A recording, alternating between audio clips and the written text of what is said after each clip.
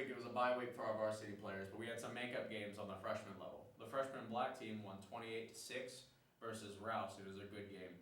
We're going to highlight our offensive linemen, our defensive linebackers, and our special teams players of the week. Offensive lineman in the freshman black game was Matt Carter, Jonathan Cowman, and Troy Goetz. Defensive linebackers of the game was Corey Roney, and then our special teams player of the game was Diogo Chiaramonte. In our freshman red game, they had a makeup game against Elgin. They won 21-6. Our offensive lineman of the week was Mason Trevino, linebacker was Matthew Snow, and our special teams player was Bryce Dalton. And since we didn't have a game, let's talk about some of the other games going on last week in our district. Cedar Park played Marble Falls. They won amazingly, 49-21 over Marble Falls. Leander and Rouse played a very tight game all the way up to the fourth quarter, in which Leander took the game 21-13. And then Vandergrift played this week's opponent, Dripping Springs, and they won 31-21. So now that we know more about Dripping Springs, let's actually talk about him. Dripping Springs is a pretty good quarterback. How are we going to handle that? Well, he's a good quarterback. He's seasoned. He knows their system really well.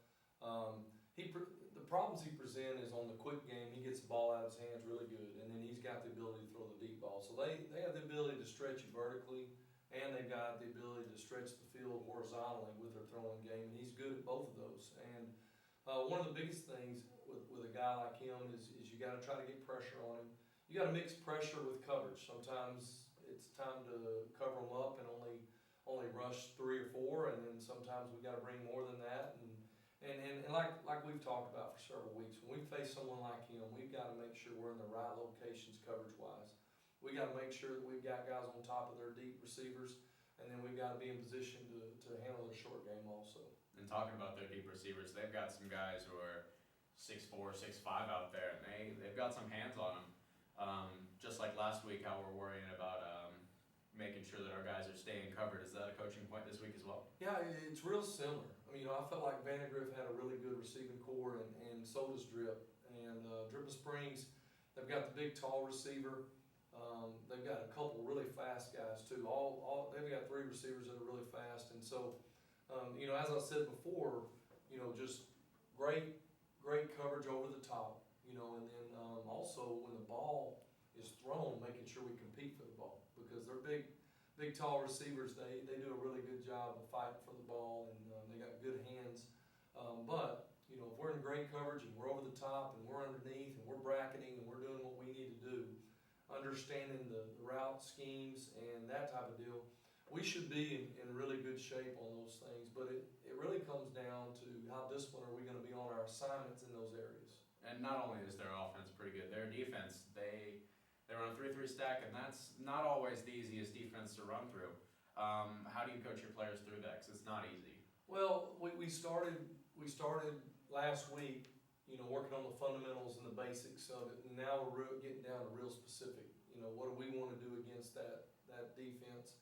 And the biggest thing is making sure that their defensive linemen, they like to get penetration. So we've got to do a good job of making sure that we get a good push out of our offensive line on those guys and not let them get into our backfield.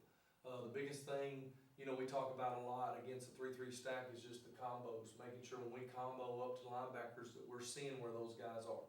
So great double teams up front and comboing up to the linebackers, we got to see those guys. And then, our receiver play has got to be, those guys got to be ready to block. They got to be able to run great routes. And also against a defense that is aggressive like that, we've got to be able to throw and catch when we need to also. You got to have your players knowing exactly what to do, all the fundamentals, really working hard, because Dripping Springs, they've got a reputation for playing really hard, not just on defense, but also on offense. And now I know Vista Ridge, Texas, we play really hard, but how do you coach your players through that, not just playing hard, but through the whistles and all of it? Well, I think the biggest thing, you said it. I feel like we've established that we're going to play hard all the time, and that's what we can control. We can't control how hard they play. We can control how hard we play, and that's the biggest deal. We've got to make sure that we play as hard as we possibly can. We've got to make sure that we're prepared for anything they could throw at us that might be different also. And I think guys running to the football, guys blocking through the whistle, all those things help with those type of things and that type of atmosphere. So when you face a team that plays as hard as they do, best thing that you can tell your team is let's do what we do and let's play hard. Definitely. Fantastic game. It's going to be our homecoming. There's a lot of things going on throughout this week. Let's talk about them. Yeah, there's a lot of things, Gage, this week that are going on. Starting with Tuesday night, a big night at Vista Ridge. We've got middle school football. We've got middle school football on our campus over at Gupton. So a great chance for fans to come out and watch some of our younger players.